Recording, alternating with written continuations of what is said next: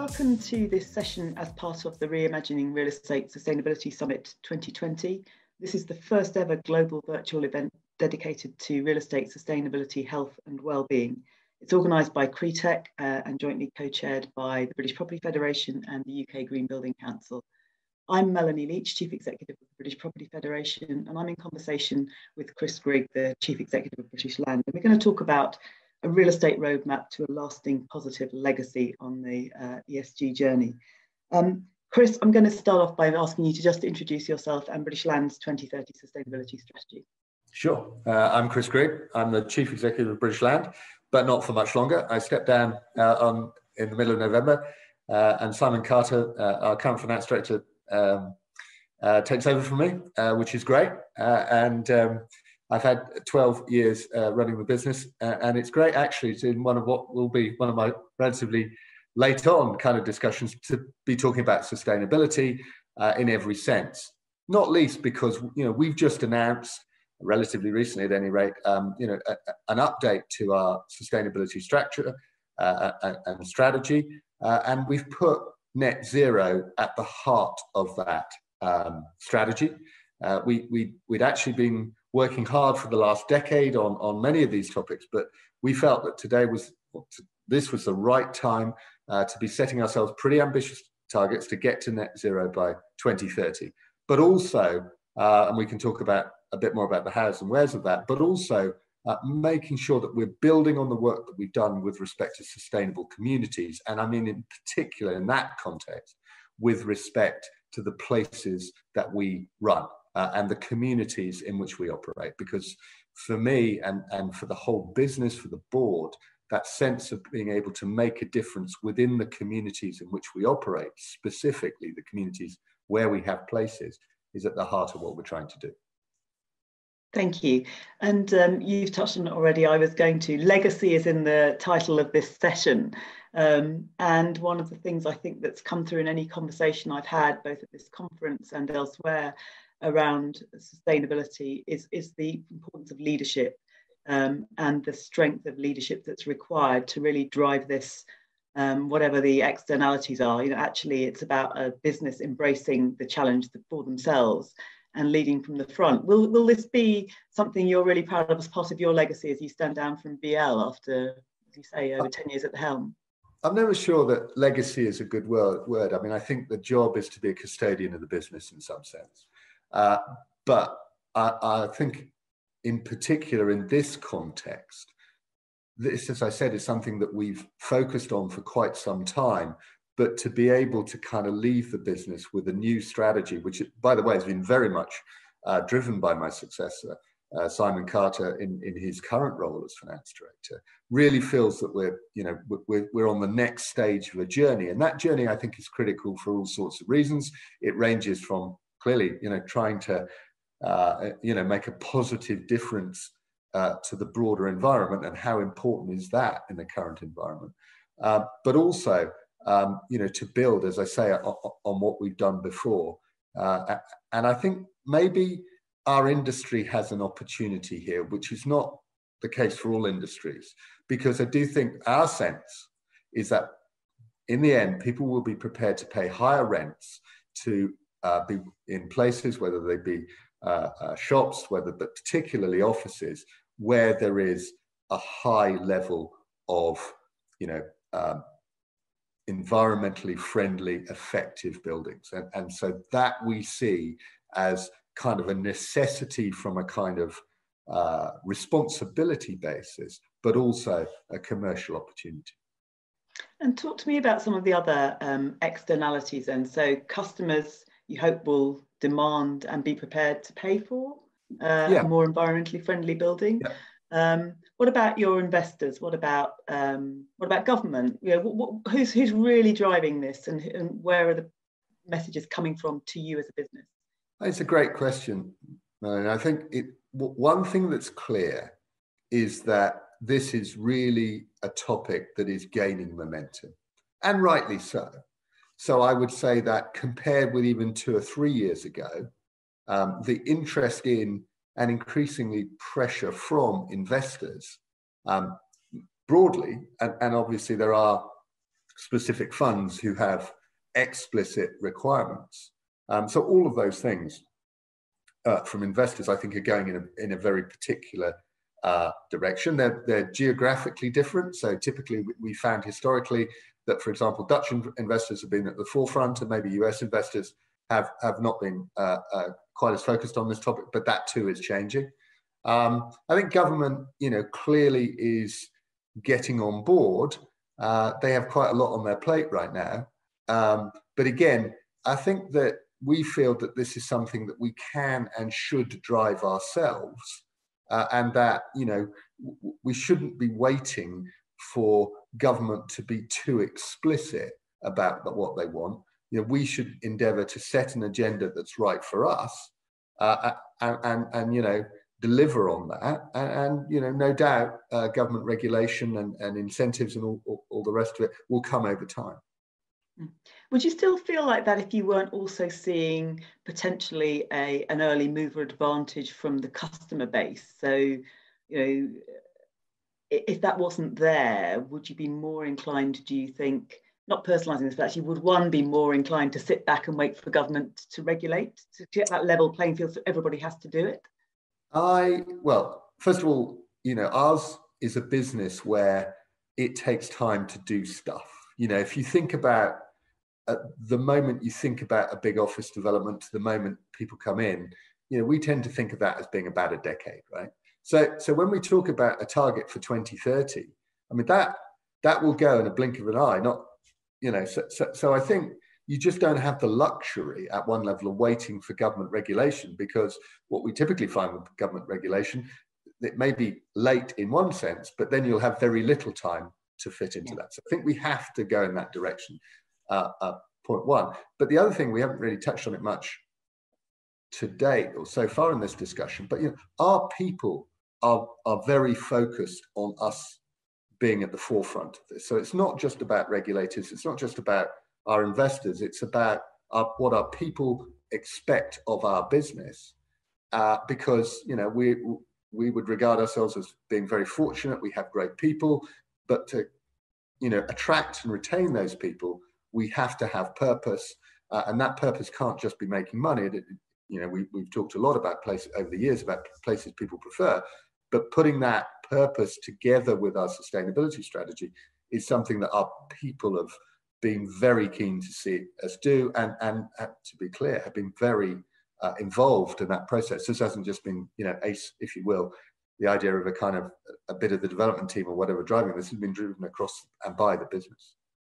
And you talked about government having had a lot on its plate over the last few months. That must be true of you as a business as well, whether it's the office environment, the retail environment, whether it's the income coming in or lack of it in some cases. So how's BL been coping in lockdown? Well, I think when you get into situations like this, the first thing to say is experience probably helps. For my sins, I've never seen anything like this particular crisis. As a mate of mine said, he regarded the great financial crisis as kind of once in a lifetime event. He's now woken up to the fact it was merely a dress rehearsal for this event. So I think, look, it's been hard work, it's been challenging, it's also been fascinating, and challenging in a positive way, to find solutions, to keep our people together, motivated, and effective. Has been it's been a tremendously positive challenge, as well as occasionally a bit tricky. And have you managed through that period of managing those short-term pressures to maintain the focus on the long-term goals of things like the sustainability strategy? And do you think, collectively as an industry, this will be different in the sense that, and we saw in the GFC, actually sustainability was top of the agenda going in, it certainly wasn't coming out. Will it be different this time, do you think, for sustainability? My sense is that it will continue to be a big focus for people. I think there is that sense of urgency about, in particular, climate change, and that doesn't feel like there's a quick fix to that. And I think it has clearly continue to rise in people's minds. You know, there isn't consensus around the world as to the prioritization. I think our own government has been doing a decent job at focusing on it, and I don't mean just over the last year or two, but some of the commitments we made have clearly, as a country, are clearly in the right direction. So my sense is that for some of the reasons we touched on, it will continue to be important. But again, I think that in the end will come down to leadership and momentum at individual company levels. You know, government can't make this happen on its own. An individual company can't, but by, you know, leading from the front, by keeping our focus, we can do our bit. And I think my sense, talking to other people, as you know, right across the industry, is that this thing does have momentum and will continue to do so. You know, on the other hand, you know, there's no question that in a you know, recession or in a economic slowdown, whatever we're in for exactly, you know, money tends to be tight, and so that is going to put pressure on everybody's plans. That's a great segue to my next question, which is about how do you pay for the strategy? So I know you're doing something quite unusual with your transition fund. Tell me a little bit more about that. Yeah, again, I can absolutely claim no credit whatsoever for the idea, but I think it is a great idea. And the plan and the idea behind the fund is to explicitly kind of charge ourselves for carbon in our new developments. And so, you know, we effectively put £60 per tonne into a fund, which then can be used across the business towards helping to bring the whole portfolio up to a certain standard. And, you know, I know that sometimes people think, well, is that just, you know, to use an expression, wooden dollars? But because it's going explicitly into the appraisals for projects, it is going to be real money, and it will, you know, it'll be audited and all those important things. So I think it will change behaviors. It will increase our focus. And in a sense, you know, it will make sure that there is some money in the kitty that is available to continue to push. And obviously, back to the nature of real estate in a sense, you know, working on refurbishments, working on the existing portfolio is going to be a critical part of this, notwithstanding, you know, the importance of work on new development. And how did your board and your shareholders feel about that when you sort of first proposed this idea to them?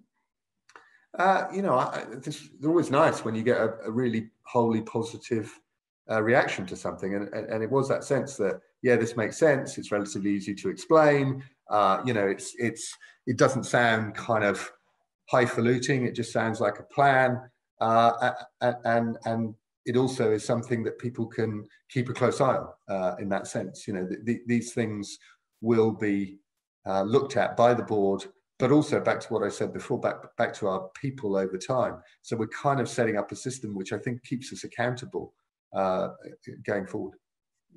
Can you talk to me a little bit more about the relative challenges of, you know, trying to do something really positive and impactful on new build and your existing stock and all the challenges of retrofit? Because, you know, you've got some fantastic, you know, 10, 20, 30-year projects underway where I imagine it's going to be, you know, really easy to start from scratch and do a great job around building carbon, you know, close to carbon neutral environments. But retrofitting existing stock is a very, very different challenge, right?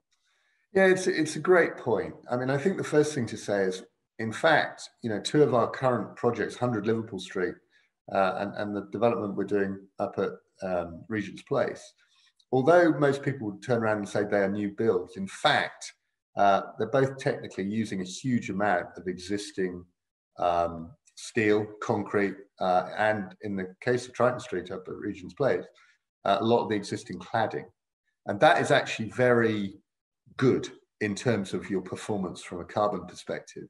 And over and above just the kind of numbers, it's clearly a good thing if you're actually reusing materials. Cladding, you know, being, as of course, had a degree of publicity for bad reasons, but there's a great example of taking something and reusing it in a very positive way, which would probably, you know, a couple of decades ago would have ended up in landfill.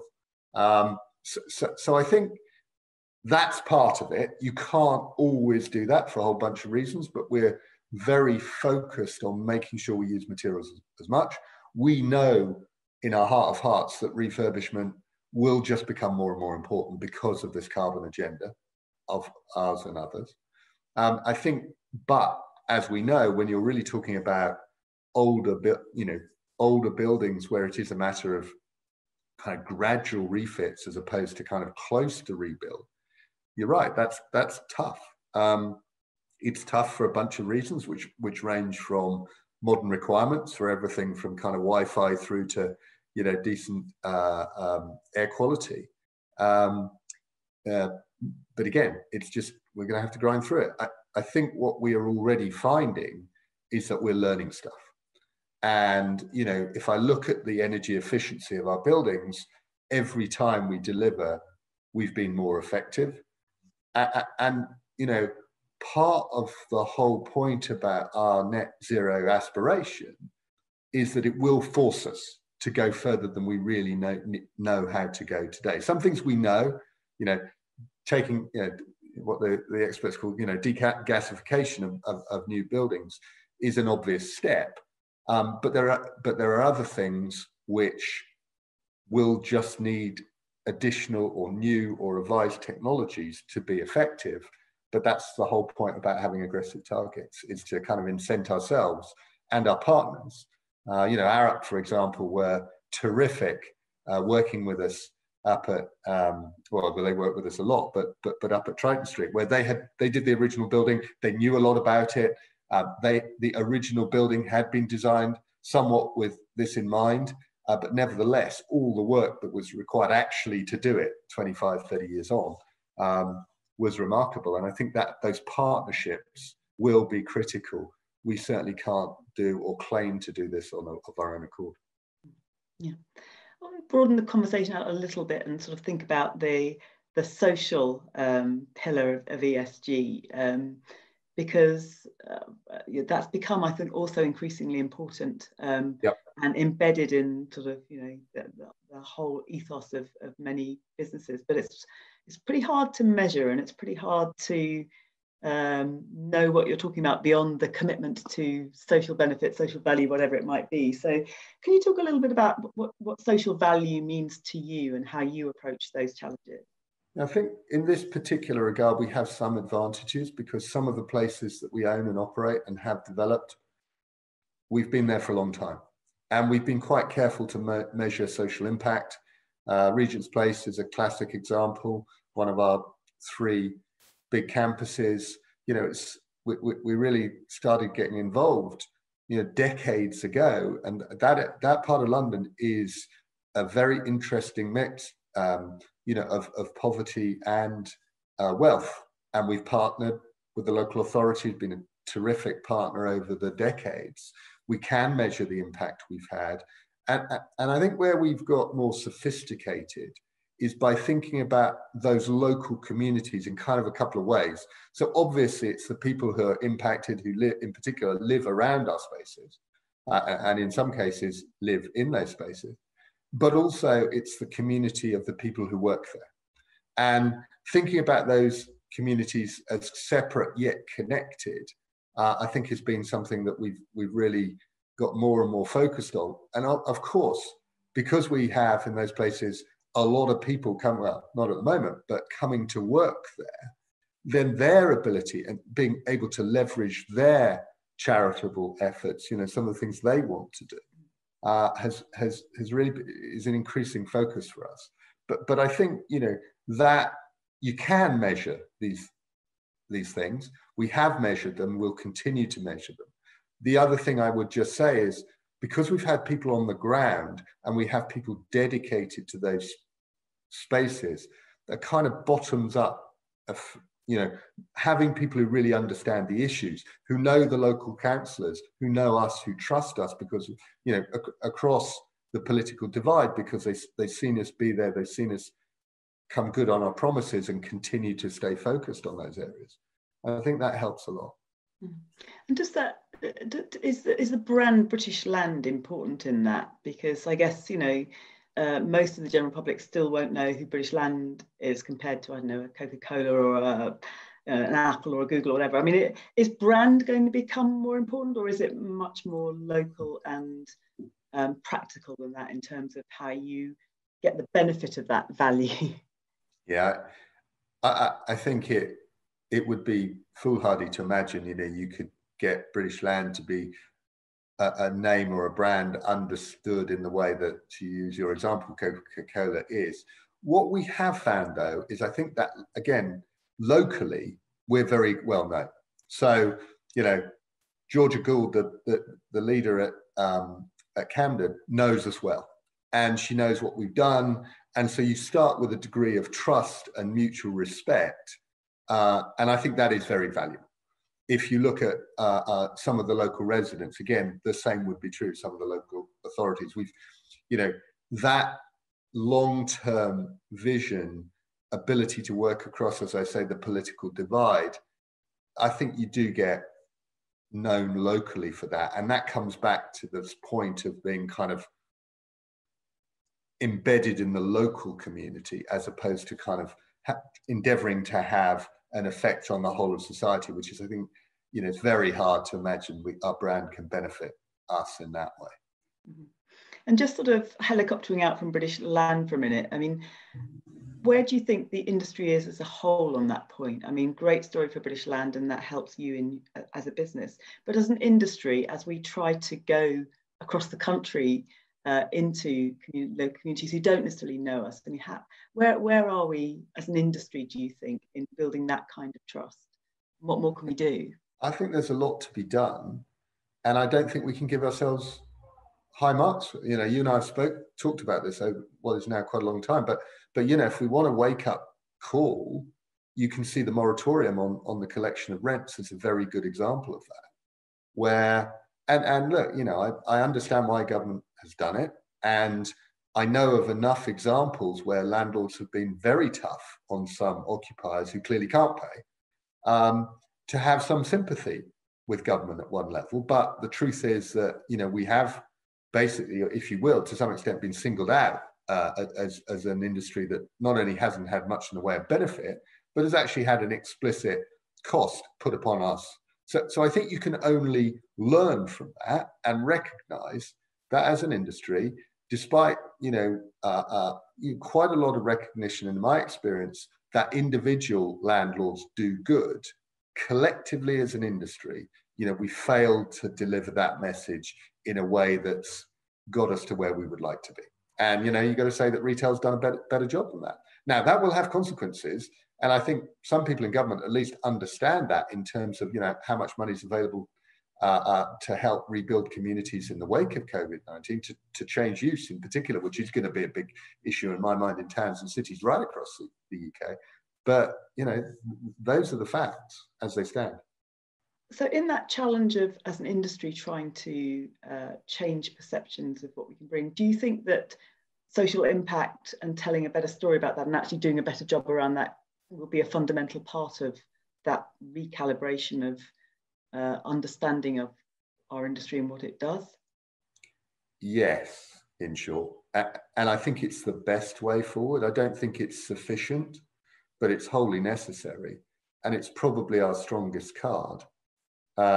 Because you can see plenty of places where this industry does terrific good, and impacts lots of different communities. This is not just about offices or retail, it's about, how we're helping the economy from the perspective of logistics, student accommodation, and so on and so forth, residential. But I think we have to recognize that, for me at least, this is a bit of a wake-up call as to just how much more needs to be done, and that, as you know, because you've been involved more than most, it's not been through lack of effort, but it doesn't feel like we've been able to land the message sufficiently well. So I think there is a case to be made for really having a rethink about how we deliver our messages, because I think if you want to be, tough on ourselves, you've got to conclude that we haven't been able to land the message. So was it Einstein, the definition of insanity was to do the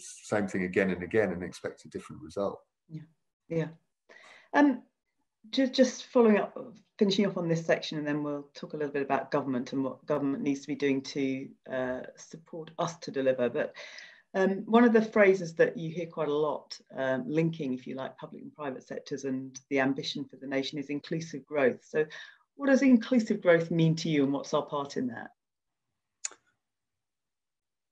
Well, first of all, I think that's where we've got to go.